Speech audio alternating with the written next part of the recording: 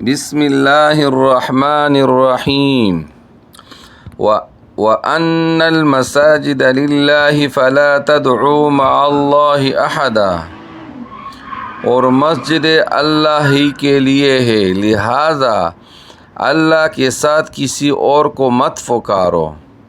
اور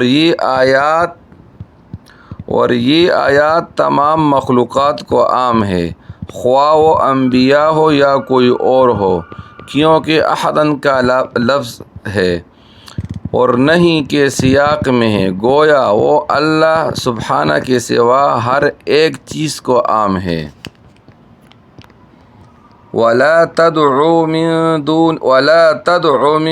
دُونِ اللَّهِ مَا لَا يَنفَعُكَ وَلَا يَضُرُّكَ، اور اللہ کے سوا کسی کو مت پکارو جو نہ تمہیں کچھ فائدہ دے سکتا ہے اور نہ تمہیں کوئی دکھ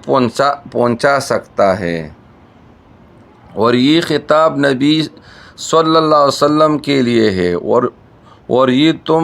معلوم ہے کہ اللہ سبحانہ نے آپ کو شرک سے محفوظ رکھا، اور اس سے مراد صرف یہ ہے